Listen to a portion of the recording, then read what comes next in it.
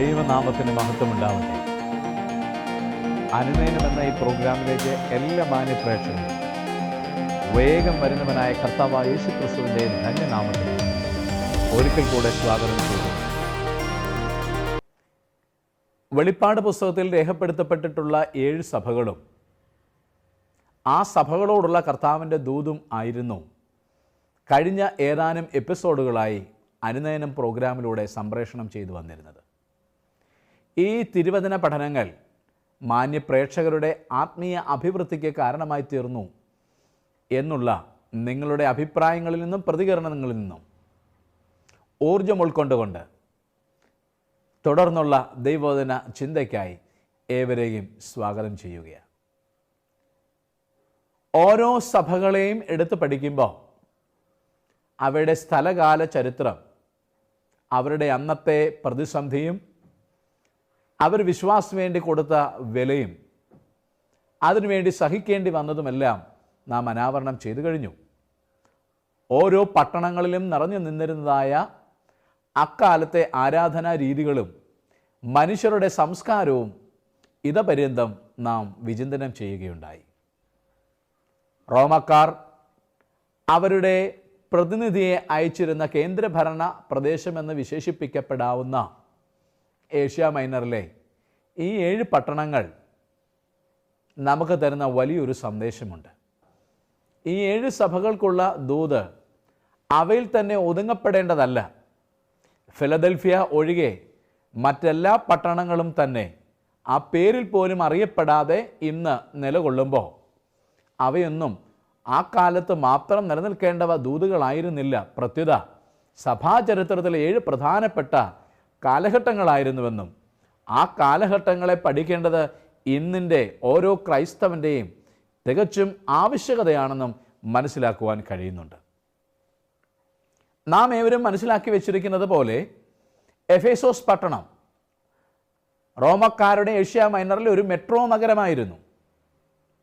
അതിലൂറ്റം കൊണ്ടിരുന്നതായ അവിടുത്തെ ജനനിവാസികൾ അർത്തമീസ് അഥവാ ഡയാന ആയിരുന്നു അവരുടെ പ്രധാന ആരാധനാമൂർത്തി. സുവിശേഷ തൽപരരായി ചിലർ മുൻപോട്ട് കടന്നു വരികയും യേശുക്രിസ്തുവിൻ്റെ നാമത്തിലുള്ള ആരാധനകൾ ആ പട്ടണത്തിൽ ആരംഭിക്കുകയും ചെയ്തപ്പോൾ കൊടിയ വ്യത്യാസങ്ങളും അസ്വസ്ഥതകളുമാണ് ആ പട്ടണത്തിൽ ആദ്യം ഉരുവായത്. ക്രമേണ അവയൊക്കെ തല്ലടങ്ങുകയും യേശുക്രിസ്തുവിൻ്റെ സഭ വളരെ ശക്തമായിട്ട് വ്യാപിക്കുകയും ചെയ്തു വന്ന ഒരു കാലഘട്ടത്തിൽ തന്നെയാണ് അപ്പോസ്തലനായ വിശുദ്ധ പൗലോസ് എഫേസ്യ സഭയ്ക്ക് ലേഖനം എഴുതുകയും അതേ തുടർന്ന് ഇവിടെ വെളിപ്പാട് പുസ്തകത്തിൽ എഫേസ്യർക്കുള്ള ദൂത് രേഖപ്പെടുത്തുമ്പോൾ അതിലൂടെ സഭയുടെ തനത് രീതികളെ നോക്കിക്കൊണ്ട് കർത്താവ് വെളിപ്പെടുത്തുന്ന വെളിപ്പെടുത്തലുകൾ നാം മനസ്സിലാക്കുകയും ചെയ്യേണ്ടത്. നിന്റെ സഹിഷ്ണുത എനിക്ക് നന്നായി അറിയാം, നിന്റെ പ്രവൃത്തി ഞാൻ നന്നായി അറിയുന്നു, പക്ഷേ ആദ്യ സ്നേഹം വിട്ടുകളഞ്ഞു എന്ന ഒരു കുറ്റം പറയാനുണ്ട്. എന്തിനേറെ പറയുന്നു, നിക്കോലോവിയർ എന്ന് പറയുന്ന ഒരു പറ്റം ആളുകൾ ക്രിസ്തു സ്നേഹത്തിന് വിരുദ്ധമായിട്ട് നിലയുറപ്പിച്ചിരുന്ന 1-ാം നൂറ്റാണ്ടിലെ പ്രമുഖമായ ഒരു ദുരുപദേശ സംഘമായിട്ട് പരിണമിച്ചു. എഫേസോസിലും അതിൻ്റെ സ്വാധീനം ഒട്ടുവളരെയായിരുന്നു. നിക്കോലോവിയരുടെ ദുർനടപ്പിൻ്റെ ഉപദേശങ്ങളെ നീ പകയ്ക്കുന്നു, അത് ഞാനും പകയ്ക്കുന്നുവെന്ന് കർത്താവായ യേശുനാഥൻ യോഹന്നാനിലൂടെ സഭയെ അറിയിക്കുകയാണ്. ഇങ്ങനെ അഭിനന്ദനാർഹമായ കുറേ കാര്യങ്ങളുള്ളപ്പോൾ തന്നെ ഏറ്റവും പ്രധാനപ്പെട്ട ഒരു പോയിന്റ് കർത്താവ് ചൂണ്ടിക്കാണിക്കുന്നത് നിനക്ക് എന്നോടുണ്ടായിരുന്ന ആദ്യ സ്നേഹം വിട്ടുകളഞ്ഞു. സ്നേഹത്തിൽ അധിഷ്ഠിതമായ മൂല്യാധിഷ്ഠിതമായ ഒരു കാര്യം ചെയ്യുവാൻ ഇന്ന് സാധിക്കുന്നില്ല. നീ യന്ത്രം കണക്കെ നിൻ്റെ ജീവിതത്തെ മുൻപോട്ട് കൊണ്ടുപോകുന്നു. എന്നെ സ്നേഹിക്കുന്നെന്ന് പറയുമ്പോഴും ഉള്ളത്തിൽ എന്നെ സ്നേഹിക്കുവാൻ ഇടമില്ലാതെ വണ്ണം നീ ആയിത്തീർന്നിരിക്കുന്നു. മാന്യപ്രേക്ഷകരെ, ഇന്നത്തെ ക്രൈസ്തവ സഭയുടെയോ ക്രിസ്ത്യാനിത്വത്തിൻ്റെയോ ഏറ്റവും പ്രധാനപ്പെട്ട അധപ്പതന കാരണങ്ങളൊന്ന് ഇത് തന്നെയാണ്. ക്രിസ്തുവിനോട് ഉള്ളതായ ഹൃദയംഗമായ സ്നേഹത്തിൽ നിന്നും കുറവ് സംഭവിച്ചിട്ട് അകന്ന് മാറി മറ്റ് പ്രതിവിധികളോ പോംവഴികളോ ഇല്ലാത്തതുകൊണ്ട് അതേ മാർഗത്തിൽ മുന്നോട്ട് പോകുന്നു. തുറന്ന സ്നേഹത്താലല്ല എന്നുള്ളത് നാം ചിന്തിച്ച് മടങ്ങി വരേണ്ടതാണ്. എന്താണ് solution? Repent remember and return. എന്ത് ഞാൻ ചെയ്തുവെന്ന്, നിന്നെ എവിടെ നിന്നും പിടിച്ചുയർത്തിയെന്ന് മനസ്സിലാക്കുക, ഓർമ്മിക്കുക. ഏത് ക്രൈസ്തവ സ്നേഹത്തിൻ്റെ ഉത്തംഗ ശൃംഗത്തിൽ നിന്നുമാണ് താഴേക്ക് വീണു പോയതെന്ന് ചിന്തിച്ചിട്ട് മനസ്സ് പുതുക്കി രൂപാന്തരപ്പെട്ട് മടങ്ങി വരിക എന്നുള്ള ഒരു ദൂത് ആ സഭയ്ക്ക് നൽകുകയാണ്. കർത്താവ് ഓരോ സഭകളോടും തനിക്ക് പറയാനുള്ള ദൂത് അറിയിച്ചതിൻ്റെ ഏറ്റവും അവസാന ഭാഗത്ത് ജയിക്കുന്നവന് ഞാൻ ഇന്നത് കൊടുക്കുമെന്ന് പറഞ്ഞിരിക്കുന്നു. എഫേസോസ് സഭയുടെ ദൂതന് കർത്താവ് കൊടുക്കുന്ന ഏറ്റവും പ്രധാനപ്പെട്ട സംഗതി ഇതാണ്: ജയിക്കുന്നവന് ഞാൻ പർദീസയിലെ ജീവവൃക്ഷത്തിൻ്റെ ഫലം തിന്മാൻ കൊടുക്കും. ഉൽപ്പത്തി പുസ്തകത്തിലെ സൃഷ്ടിയുടെ ആരംഭവുമായിട്ട് വളരെ ബന്ധമുള്ളൊരു കാര്യമാണിത്. ഏദൻ തോട്ടത്തിൽ സൃഷ്ടിക്കപ്പെട്ട വൃക്ഷങ്ങളെ ഏതാണ്ട് 3 ശ്രേണിയിലാണ് സൃഷ്ടിക്കപ്പെട്ടതെന്നാണ് വിഖ്യാത വേദശാസ്ത്രകാരനായ വാച്ച്മാൻ നീ പറയുന്നത്. ദേഹത്തിന് ഉതകുന്ന ഫലങ്ങളുള്ളതായ ഒരു കൂട്ടം വൃക്ഷങ്ങൾ, മനസ്സിന് ഉതകുന്ന ഫലങ്ങൾ നിറഞ്ഞതായ നന്മ തിന്മകളെ പറ്റിയുള്ള അറിവിൻ്റെ വൃക്ഷത്തിൻ്റെ ഫലങ്ങൾ, നോളജ്. ജീവവൃക്ഷത്തിൻ്റെ ഫലം, നിത്യമായ ജീവൻ നൽകുന്നതായ വൃക്ഷഫലം. യഹോവയായ ദൈവം മനുഷ്യൻ നന്മ തിന്മകളെ പറ്റിയുള്ള അറിവിൻ്റെ വൃക്ഷത്തിൻ്റെ ഫലം വാങ്ങി തിന്നു എന്ന് കണ്ടിട്ട് ഇവൻ കൈ നീട്ടി ജീവവൃക്ഷത്തിൻ്റെ ഫലം കൂടെ, എന്നേക്കും ജീവിക്കാതിരിക്കാനല്ല ദൈവത്തിൻ്റെ ആഗ്രഹം. പ്രത്യുത തിന്മയുള്ളവനായി എന്നേക്കും ജീവിച്ചാൽ നിന്നെ രക്ഷിക്കാൻ ദൈവത്തിൻ്റെ പദ്ധതിയില്ല, സാധ്യതയില്ല എന്നുള്ളത് കൊണ്ട് അങ്ങനെ മനുഷ്യനായിത്തീരെന്ന് പറഞ്ഞുകൊണ്ട് അവനെ ആ തോട്ടത്തിൽ നിന്ന് പുറത്താക്കി കളയുന്നു. ഏതാണ്ട് അതേ കാര്യം ഉദ്ധരിച്ചുകൊണ്ട് മനുഷ്യൻ്റെ ആത്മാവിൻ്റെ നിലനിൽപ്പിന് ആവശ്യമായ ജീവവൃക്ഷത്തിൻ്റെ ഫലം എഫേസോസ് പട്ടണത്തിൻ്റെ മാലിന്യങ്ങളെ ജയിക്കുന്ന ഒരുത്തന്, തിരുസഭയ്ക്ക് നൽകുമെന്ന് പറയുമ്പോൾ ക്രൈസ്തവ വിശ്വാസികൾക്കുള്ള ദൂത് കൂടിയാണ്.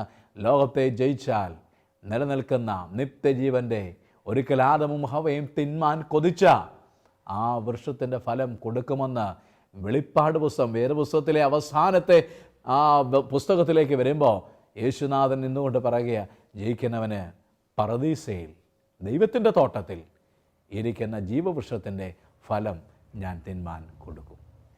വെളിപ്പാട് പുസ്തകത്തിൽ പരാമർശിക്കപ്പെടുന്ന രണ്ടാമത്തെ സഭയായ സ്മിർനയിലെ സഭയുടെ ദൂതന് കർത്താവ് ദൂത് കൊടുക്കുമ്പോൾ ഇങ്ങനെ വളരെ വ്യക്തമായി പറയുന്നു, നിന്റെ ദാരിദ്ര്യവും കഷ്ടതയും ഞാൻ അറിയുന്നു. തികച്ചും വ്യക്തിപരമായി സ്മിർന പട്ടണത്തിലെ കർത്താവിനെ ആരാധിക്കുന്ന ഒരു വ്യക്തിയെ മനസ്സിലാക്കിക്കൊണ്ട് ഓരോരുത്തർക്കുമുള്ളതായ ദൂത് പറയുക, നിന്റെ കഷ്ടപ്പാടും ദാരിദ്ര്യവും അറിയുന്നു. പക്ഷേ മകനെ, മകളെ, ഒരു കാര്യം ഉറപ്പാക്കി തരാം, നീ ധനവാനാ. ലോകക്കാരുടെ കണ്ണുകൾക്ക് മുമ്പിൽ ദരിദ്രനും ഒന്നുമില്ലാത്തവനുമെന്ന് മുദ്ര കുത്തപ്പെടുമ്പോഴും ആശ്വാസത്തിന് വക നൽകുന്ന ഒരു ദൂത് സ്മിർനക്കാരോടായിട്ട് കർത്താവ് പറയുക, എൻ്റെ കണ്ണുകളിൽ, എൻ്റെ പരിഗണനയിൽ നീ സമ്പന്നനാ. യഥാർത്ഥ സമ്പന്നൻ ക്രിസ്തുയേശുവിനെ സ്വന്തമാക്കിയവനാണെന്നുള്ള ഒരാത്മീയ ദൂതാണ് അവിടെ നൽകുന്നത്. ഡയനീഷ്യസ് ആയിരുന്നു സ്മിർന പട്ടണത്തിലെ പ്രധാന ആരാധനാമൂർത്തി. മരിച്ചവനായിരുന്നു. മരിച്ചവരുടെ ഇടയിൽ നിന്നും ഉയർത്തെഴുന്നേറ്റ ഡയനീഷ്യസ് ദേവന്റെ നാമത്തിൽ എന്ന് പറഞ്ഞുകൊണ്ടാണ് അവിടുത്തെ പൊതുചടങ്ങുകൾ ആരംഭിച്ചിരുന്നത്. ഡയനീഷ്യസ് ദേവന്റെ ക്ഷേത്രത്തിലെ പുരോഹിതന്മാര് റിട്ടയർ ചെയ്യുമ്പോൾ അവർക്ക് കൊടുത്തിരുന്ന റിട്ടയർമെന്റ് പാരിതോഷികമായിരുന്നു ജീവികിരീടമെന്ന്. അവരിൽ ആരെങ്കിലും മൃതിയടയുമ്പോൾ ആ മനുഷ്യന്റെ തലയിൽ വെച്ചിരുന്നതായിരുന്നു ജീവികിരീടം എന്നുള്ളത്. ജീവകിരീടം ജീവിച്ചെഴുന്നേറ്റ ഡയനീഷ്യസ് തരുമെന്നുള്ള വെറും മിഥ്യയായ പൊള്ളയായ സങ്കല്പത്തെ തകർത്തുകൊണ്ട് മരിച്ചവരുടെ ഇടയിൽ നിന്നും ഉയർത്തെഴുന്നേറ്റ് പത്മോസ് ദ്വീപിന്റെ ഏകാന്തതയിൽ യോഹന്നാന് പ്രത്യക്ഷനായ യേശുനാഥൻ സ്മിർനയെ തെരഞ്ഞെടുത്ത് ആ പട്ടണത്തിലെ അബദ്ധജടിലമായ അന്ധവിശ്വാസത്തെ തന്നെ തകർത്തുകൊണ്ട് പറയുകയാണ്, ഇരുവരും അബദ്ധമാണ് എന്ന സത്യം ഞാൻ പറയാം, ഇരുവരും മിഥ്യയാണ്, യാഥാർത്ഥ്യം ഞാൻ പറയാം. ഞാൻ ജീവിച്ചെഴുന്നേറ്റിരിക്കുന്നത് കൊണ്ട് നിങ്ങൾക്ക് ജീവകിരീടം തരും കളയും. മരണപര്യന്തം വിശ്വസ്തരായിരിക്കുക, എന്നാൽ ജീവകിരീടം പ്രാപിക്കുമെന്നുള്ള ആ സഭയ്ക്കുള്ള ദൂത് ഒരുപക്ഷേ സഭാപിതാവായ പോളിക്കാർപ്പിൻ്റെ മനോമുഖരത്തിൽ തിളങ്ങുന്നുണ്ടായിരിക്കണം. യേശുനാഥന് വേണ്ടി അവസാനം വരെ നിന്നാൽ എനിക്ക് ലഭിക്കുന്ന ഒന്നിൻ്റെ പേരാണ് ജീവകിരീടം. മാന്യ പ്രേക്ഷകനെ, താങ്കളുടെ അന്തരാത്മാവിൽ ജീവൻ നൽകുന്നതായി തരും. ലോകത്തിലെ കഷ്ടങ്ങളെ ജയിച്ച് മുന്നേറുവാൻ, ജീവനെങ്കിൽ ജീവൻ പോലും കൊടുത്ത് ക്രിസ്തുവിൻ്റെ സാക്ഷ്യത്തിന് വേണ്ടി നിലനിൽക്കുവാൻ കഴിഞ്ഞാൽ നമുക്ക് ലഭിക്കുന്നത് ജീവകിരീടമാണ്. വെളിപ്പാട് പുസ്തകം 20-ാമത്തെ അധ്യായത്തിലേക്ക് വരുമ്പോൾ വളരെ വ്യക്തമായിട്ട് പറയുന്നുണ്ട്, ഒന്നാം പുനരുത്ഥാനത്തിൽ പങ്കുള്ളവൻ വിശുദ്ധനും ഭാഗ്യവാനുമാകുന്നു, അവൻ്റെ മേൽ രണ്ടാം മരണത്തിന് അവകാശമില്ല. നിങ്ങൾക്ക് രണ്ടാം മരണത്തിൻ്റെ യാതൊരു കെടുതിയും ഭവിക്കത്തില്ല.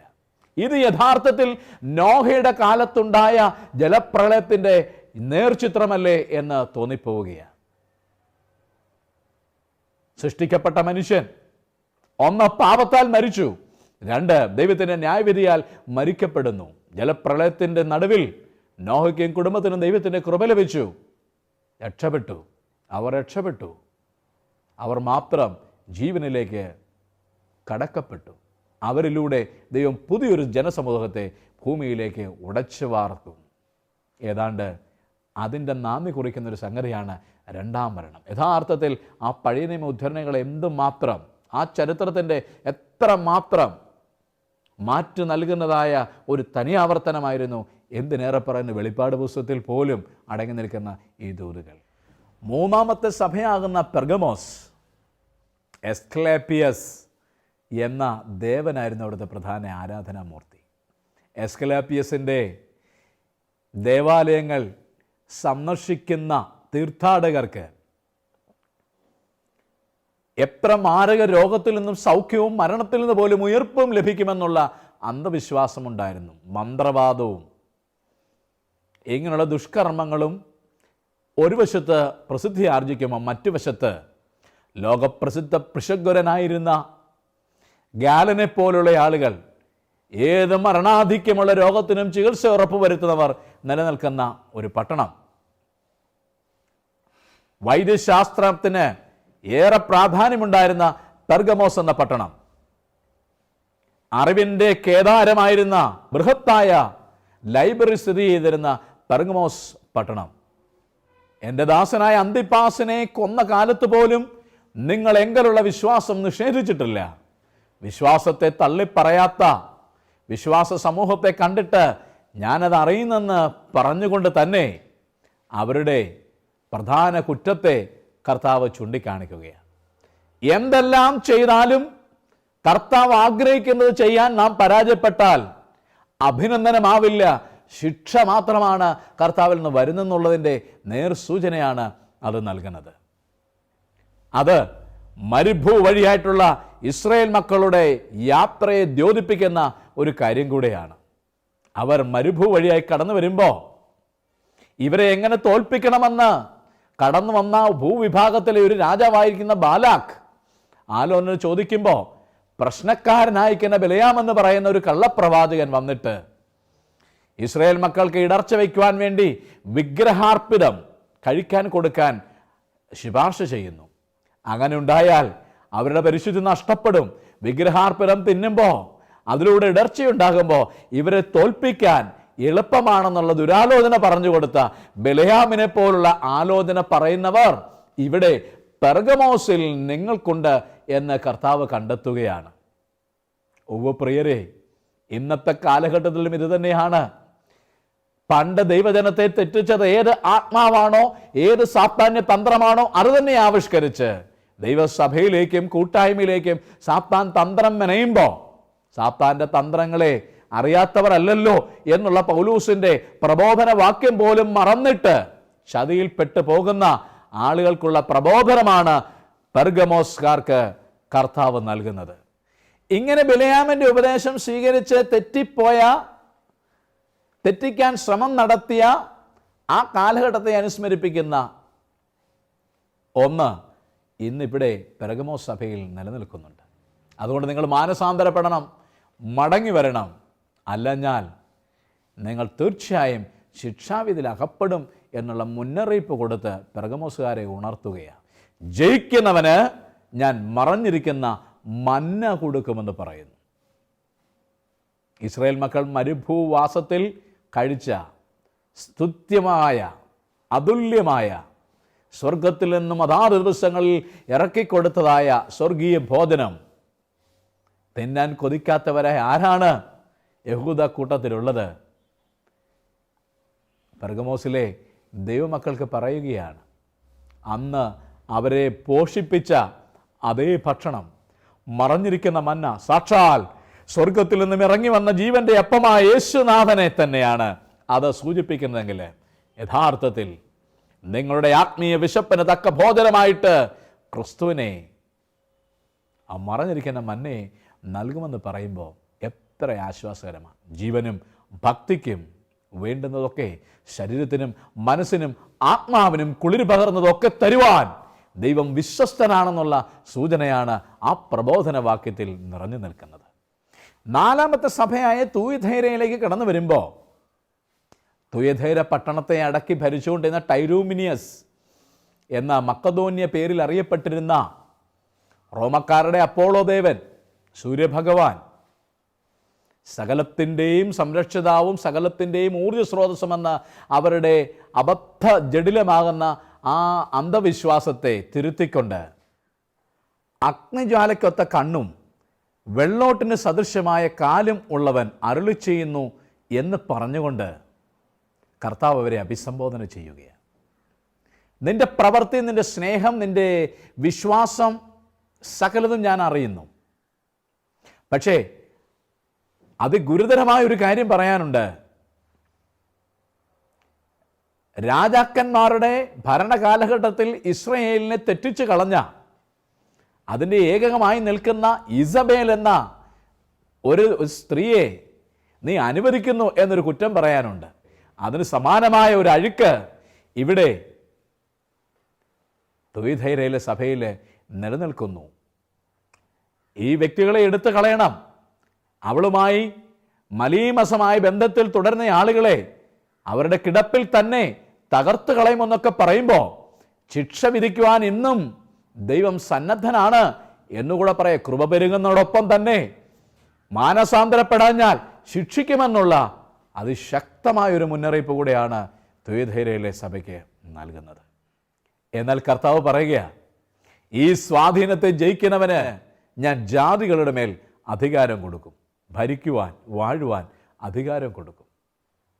തീർന്നില്ല, അവന് ഞാൻ ഉദയനക്ഷത്രം കൊടുക്കും. യഥാർത്ഥത്തിൽ ഉദയനക്ഷത്രം വീനസ് എന്ന സ്റ്റാർ ആണെന്നാണ് ശാസ്ത്രലോകം നമ്മെ പഠിപ്പിക്കുന്നത്.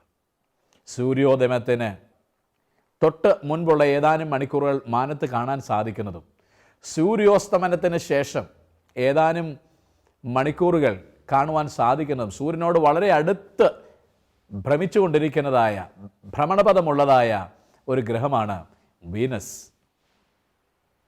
യഥാർത്ഥത്തിൽ നീതി സൂര്യൻ ഉദിക്കുന്നതിന് മുൻപായി ഒരു പുതിയ പ്രഭാതം അണയുമ്പോൾ നൽകപ്പെടുന്ന ദിവ്യമായ അത്ഭുതകരമായ ഒരു ദൈവിക ദാനത്തെയാണ് കാണുന്നത്. ജയിക്കുന്നവന് ഞാൻ ഉദയനക്ഷത്രം കൊടുക്കും. അടുത്തതായി സർദീസ് സഭയുടെ കാര്യമാണ്. സർദീസിലേക്ക് വരുമ്പോൾ സർദീസ് പട്ടണത്തെ ഏറെ ഭംഗിയോടെ അലങ്കരിച്ചിരുന്ന ഒരു നദിയുണ്ടായിരുന്നു, പക്ടോലേസ്. അത് ഗ്രീക്കുകാരുടെ ഒരു ദേവീ സങ്കല്പം കൂടെയായിരുന്നു. പക്ടോലേസ് ദേവതയുടെ അനുഗ്രഹവും സാന്നിധ്യവും ആ നദിയിലുള്ളത് കൊണ്ട് അതിൻ്റെ ഇരുവശങ്ങളിലുമുള്ളതായ മണലിൽ സ്വർണ്ണത്തരികളുണ്ടെന്നും അവയുടെ വിപണനമായിരുന്നു അവിടുത്തെ പ്രധാനപ്പെട്ട വരുമാന മാർഗമെന്നും ചരിത്രം തെളിയിക്കുന്നുണ്ട്. എന്തു തന്നെ ആയിരുന്നാലും പക്ടോലേസിൻ്റെ അനുഗ്രഹ ആശിസ്സുകൾ ഉള്ളാക്കുന്ന ആ പട്ടണത്തിൽ വസിച്ചു വന്നതായ ദൈവമക്കളോട് കർത്താവ് അരുളി ചെയ്യുകയാ, ജീവനുള്ളവനെന്ന നിനക്ക് പേരുണ്ടെങ്കിലും നീ മരിച്ചവനാ. വെറുമൊരു ധാരണയാ ജീവിക്കുന്നുവെന്നുള്ളത്, നീ മരിച്ചവനായിരിക്കുന്നു. അതുകൊണ്ട് ചാവാറായിപ്പോയ ശേഷിപ്പുകളെ എത്രയും പെട്ടെന്ന് പുനർജീവിപ്പിക്കണം, ജീവനിലേക്ക് മടങ്ങി വരണം, മാനസാന്തരപ്പെടണം, ഉണരണം, ഉറക്കത്തിൽ നിന്നും എഴുന്നേൽക്കണം. കൂടുതൽ മൃതമായി പോവാതിരിക്കുവാൻ, നിന്റെ ഈ നിലവിളക്കിനെ അതിൻ്റെ നിലയിൽ നിന്നും നീക്കം ചെയ്യാതിരിക്കുവാൻ വേഗത്തിൽ മടങ്ങി വരണമെന്നുള്ള ശക്തമായൊരു ദൂത് കൊടുക്കുകയാണ്. യേശുക്രിസ്തുവിൻ്റെ കാലത്ത് യേശുവിനെ പോലും വിമർശിച്ചു പരീശന്മാർ. അവൻ ബാൽസബൂബിനെ കൊണ്ടാണ് ഭൂതങ്ങളെ പുറത്താക്കുന്നു എന്ന് വെച്ചാൽ ഭൂതങ്ങളുടെ തലവനെന്നർത്ഥം. ഈ സർദീസ് പട്ടണത്തിലെ പ്രധാന ആരാധനാമൂർത്തിയായിരുന്നു സെബൂബ് അഥവാ സെബൂൽ എന്ന ദേവൻ. അതിൻ്റെയൊക്കെ സ്വാധീന വലയത്തിൽ നിന്നും രക്ഷയുടെ സന്തോഷത്തിലേക്ക് കടന്നു വന്ന ആളുകൾ ആലസ്യത്തിൽ അകപ്പെട്ടു പോയപ്പോൾ ക്രിസ്തുവിൻ്റെ മനസ്സിന് വേദന തോന്നി. കർത്താവ് പറയുകയാ, ജീവൻ നഷ്ടപ്പെട്ട കൂട്ടമേ, തിരികെ ജീവനിലേക്ക് കടന്നു വരാം. ജയിക്കുന്നവന് ഞാൻ വെള്ളയുടുപ്പ് കൊടുക്കും. വെളിപ്പാട് പുസ്തകത്തിൽ ചിത്രം കുറെ കൂടെ വ്യക്തമാവുന്നു. അടുത്ത അധ്യായങ്ങളിലേക്ക് എത്തുമ്പോൾ ഒരു കൂട്ടം ആൾക്കാർ വെള്ള നിലങ്കിയും ധരിച്ച് കയ്യിൽ കുരുത്തോലയുമായി നിൽക്കുകയാ. യോഹന്നാൻ ചോദിച്ചു, കർത്താവേ, ആരാണിവർ? ഇവർ മഹാകഷ്ടത്തിൽ നിന്ന് വന്നവരാണെന്നാണ് യോഹന്നാന് മറുപടി ലഭിക്കുന്നത്. വ്യക്തമാ, ഈ പട്ടണത്തെ ജയിക്കുവാൻ, ഇതിൻ്റെ സ്വാധീനത്തെ ജയിക്കുവാൻ സാധിച്ചാൽ വെള്ളയുടുപ്പ്. പുരാതന കാലത്ത് ക്രിസ്ത്യാനിയായി തീരുമ്പോൾ മാമോദിസ ചടങ്ങ് നടത്തപ്പെടുമ്പോൾ അതിനുശേഷമായിട്ട് അബാലവൃദ്ധം ആളുകളും വെള്ള നിലയങ്കിയും ധരിച്ചുകൊണ്ട് ഒരു നഗരപ്രദർശനം നടത്തുന്ന പതിവുണ്ടായിരുന്നു. ആൽബ ഡൊമിനിക്ക വെള്ള നിലയങ്കിയും ധരിച്ചുകൊണ്ട് നഗരപ്രദർശനം ചെയ്യുന്നവർ വിളിച്ചു പറയുന്നൊരു കാര്യമുണ്ട്, യേശുക്രിസ്തുവിൽ ഞങ്ങൾ പുതുതാണ്. ആർക്കും മലീമസമാക്കുവാൻ കഴിയാത്ത വെണ്മയുടെ വസ്ത്രം ഞാൻ ഈ പട്ടണത്തെ, ഈ ലോകത്തെ ജയിക്കുന്നവന് കൊടുക്കും. അത് ഇന്നിൻ്റെ കൂടെ ചിത്രമല്ലേ? ജയിക്കാനായാൽ നമുക്ക് ലഭിക്കപ്പെടുന്നത് ഒരു വ്യക്തിക്കും ചെളിപിടിപ്പിക്കുവാൻ കഴിയാത്ത, മലിനമാക്കാൻ കഴിയാത്ത, ജീവന്റെ തുടിപ്പ് പകരുന്ന വെണ്മയുടെ വസ്ത്രമായിരിക്കും. കർത്താവ് കുറ്റങ്ങളൊന്നും ആരോപിക്കാത്ത 2 സഭകളാണ് ഈ 7 സഭകളുടെ കൂട്ടത്തിലുള്ളത്. അതിലൊന്ന് സ്മിർനയാണ്, രണ്ടാമത്തത് ഫിലദൽഫിയ. ഫിലദൽഫിയ പട്ടണത്തിലെ സഭ അന്നും ഇന്നും എക്കാലത്തും വളരെ ധന്യമായി നിലകൊള്ളുകയാണ്. ഇന്നും സ്വതന്ത്രമായി ആരാധിക്കുവാൻ സ്വാതന്ത്ര്യം ലഭിച്ചിരിക്കുന്ന ഫിലദൽഫിയ എന്ന പേരിൽ തന്നെ അറിയപ്പെടുന്ന ഒന്നാന്തരം ഒരു പട്ടണമാണ് ഈ പട്ടണം. പുരാതന പട്ടണം നഷ്ടപ്പെട്ടു എങ്കിലും ഇന്നും അവിടെ ആരാധനയുണ്ട്. ക്രൈസ്തവ സഭ ഉത്തരോത്തരം ശക്തിയോടെ പോകുന്ന ഒരു ചിത്രം കാണാം. കർത്താവിനെ സ്നേഹിക്കുന്നവൻ തലമുറകൾ പിന്നിട്ടാലും നിലനിൽക്കുന്നു. നിലനിർത്തുവാൻ കർത്താവിന് ഉത്തരവാദിത്തമുണ്ട് എന്നുള്ളതിൻ്റെ നേർചിത്രമാണ് ഫിലദൽഫിയയിൽ നമുക്ക് കാണുവാൻ സാധിക്കുന്നത്. ആരും അടയ്ക്കാതെ വണ്ണം തുറക്കുകയും ആരും തുറക്കാതെ വണ്ണം അടയ്ക്കുകയും ചെയ്യുന്ന ദാവീദിന്റെ താക്കോലുള്ളവൻ അരുളി ചെയ്യുന്നു, സർവാധികാരി, സോവറിൻ ഗോഡ്, നിനക്ക് മുമ്പിൽ ഞാൻ പുതിയൊരു വാതിൽ തുറന്നു വെച്ചിരിക്കുന്നു. നീ എൻ്റെ സഹിഷ്ണുതയുടെ വചനം കാത്തുകൊണ്ടതുകൊണ്ട് നീ പരീക്ഷ സഹിക്കുന്ന നാളിൽ ഞാൻ നിന്നെയും കാക്കും. നമുക്ക് നൽകപ്പെടുന്ന സാന്ത്വനത്തിൻ്റെ വചനമാണിത്. ആരെങ്കിലും എൻ്റെ നാമനിമിത്തം ഈ ലോകത്തിൽ ലജ്ജിക്കാതിരുന്നാൽ അവൻ എൻ്റെ പിതാവിൻ്റെ മുൻപിൽ, ദൂതന്മാരുടെ മുമ്പിൽ ഞാനും ഏറ്റുപറയുമെന്നുള്ള ക്രിസ്തുനാഥൻ്റെ വാക്കുകളോട് ഒക്കുകയാണ്. കർത്താവിൻ്റെ വചനം കാക്കുവാൻ നാം നടത്തുന്ന ചെറുതും വലുതുമായ ശ്രമങ്ങളെ വേദന അനുഭവിക്കേണ്ടി വരുമ്പോഴും തള്ളിപ്പറയാതെ ക്രിസ്തുനാഥൻ്റെ പുറകെ അവൻ്റെ വചനം കാക്കുവാൻ ശ്രമിക്കുന്നവരെ ഒരു കാര്യം ഓർത്തോളണം, നാം പരീക്ഷിക്കപ്പെടുമ്പോൾ നമുക്ക് തുണയായി കർത്താവ് ഉണ്ടാകുമെന്നുള്ളതിന് ഇതിൽ പരം ഉദാഹരണം വേറെ എന്താ വേണ്ടത്? ജയിക്കുന്നവന്റെ മേൽ ഈ പേര് എഴുതി വെക്കും. എൻ്റെ ദൈവത്തിൻ്റെ നഗരത്തിൻ്റെ പേര് പുതിയ യെരൂശലേം എന്ന പേര്. തീർന്നില്ല, അവൻ എൻ്റെ ആലയത്തിലെ തൂണാക്കും. എത്ര വലിയ പദവി, എത്ര വലിയ പങ്കാണ് ദൈവരാജ്യം സംബന്ധിച്ച്, ദൈവത്തിൻ്റെ ആലയം സംബന്ധിച്ച് ഒരു ക്രൈസ്തവന് ദൈവം കൽപ്പിച്ചിരിക്കുന്നത് എന്ന് മനസ്സിലാക്കുമ്പോൾ നമ്മുടെ ഉള്ളിൽ ശക്തി, ഉന്മേഷം അലതല്ലും. തങ്ങളാരെന്ന് യാതൊരു വെളിവുമില്ലാതെ നടക്കുന്ന ഇന്നത്തെ മനുഷ്യ സമൂഹത്തിൻ്റെ ഒരുപടി കയറ്റി പറഞ്ഞാൽ സഭാ സമൂഹത്തിൻ്റെ നേർചിത്രമല്ല ബോധിക്ക തരുന്നത്. കർത്താവ് പറയുന്നു, നിങ്ങൾക്ക് ജീവനില്ല, നീ ശീതവാനുമല്ല ഉഷ്ണവാനുമല്ല, രണ്ടും കൂടെ ഇടകലർന്ന ശീതോഷ്ണവാനായിട്ട് ജീവിക്കുകയാണ്. പക്ഷേ ഞാൻ സമ്പന്നൻ, ഞാൻ ഭാഗ്യമുള്ളവൻ, എനിക്കെല്ലാറ്റിനും കഴിവുണ്ട് എന്നുള്ള സ്വയം പ്രശംസയുമായിട്ട് നടക്കുകയാണ്. എന്തെല്ലാം ചെയ്യുമ്പോഴും താൻ ആരെന്ന് തെല്ലും ബോധമില്ലാത്ത, തികച്ചും അജ്ഞതയിൽ തുടരുന്ന ഒരുപറ്റം ആളുകളുടെ സമൂഹമായിരുന്നു ലവോദിക്കയിലെ സഭ. അവിടേക്ക് വന്ന ഈ പുഴുക്കത്തിൻ്റെ പിന്നിലെ ഒട്ടനവധി കാരണങ്ങൾ ഉണ്ട്. കർത്താവ് പറയുകയാണ്, നിങ്ങളേതെങ്കിലും ഒന്നായിരുന്നെങ്കിൽ ഗുണമുണ്ടാകുമായിരുന്നു. പക്ഷേ ഇത് രണ്ടും കെട്ടിരിക്കുന്നത് കൊണ്ട് മാനസാന്തരപ്പെടണം, മടങ്ങി വരണം. ദൈവത്തിന് നിരക്കുന്ന, ദൈവം ആഗ്രഹിക്കുന്ന പ്രവൃത്തി ചെയ്യാൻ ഉത്സാഹം കഴിക്കണം. ജീവനിലേക്ക് മടങ്ങി വരണം. ഒന്നുകിൽ ശീതവാനോ അല്ലെങ്കിൽ ഉഷ്ണവാനമായിരിക്കണം. ഞാനിതാ വാതിൽകളിൽ നിന്ന് മുട്ടുകയാണ്. ഇനിയും മനം തിരിഞ്ഞ് വരാൻ താല്പര്യമുണ്ടെങ്കിൽ നിന്നോടുകൂടെ അത്താഴം കഴിക്കാൻ ഞാൻ തയ്യാറാണ്.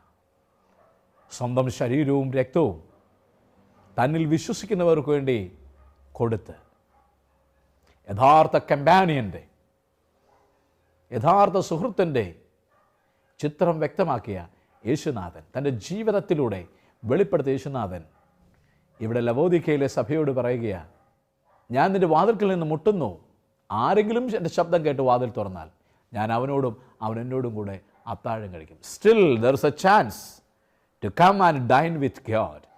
മാനസാന്തരികളായിട്ട് ലോകത്തിൽ ജീവിക്കുമ്പോൾ തങ്ങളെ തന്നെ ബോധ്യമില്ലാതെ വണ്ണം അജ്ഞതയിലേക്ക് പോകുമ്പോഴും യേശു കാത്തു നിൽക്കുകയാണ് മടങ്ങി വരുവനായി. ഒരവസരം കൂടെ വെച്ച് നീട്ടിക്കൊണ്ട്, അവനോട് ജയിക്കുന്നവൻ എൻ്റെ പിതാവിനോടുകൂടെ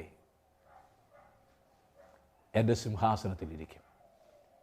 പ്രിയരെ, ഈ സഭകളിലൂടെയുള്ള ഓട്ടപ്രദർശനം നമ്മെ ഒരിക്കൽ കൂടെ ക്രിസ്തുനാഥനിലേക്ക് അടുപ്പിക്കുന്നതും മാനസാന്തരപ്പെട്ട നമ്മുടെ ജീവിതത്തെ പരിശോധിക്കുന്നതിനും കാരണമായി തീർന്നുവെങ്കിൽ ഞങ്ങൾ ധന്യരായി. ക്രിസ്തുനാഥൻ്റെ സ്നേഹത്തിൽ മുൻപോട്ട് ജീവിക്കാനും അവൻ ആഗ്രഹിക്കുന്നത് പോലെ ലോകത്തെ ജയിക്കാനും സകല ബുദ്ധിയും കവിയുന്ന ദൈവസമാധാനം നിങ്ങളുടെ ഹൃദയങ്ങളെയും നിലവുകളെയും ഇന്നു മുതൽ എന്നേക്കും ക്രിസ്തുയേശുവിൽ കാക്കുമാറാകട്ടെ എന്ന ആശംസയാണ്.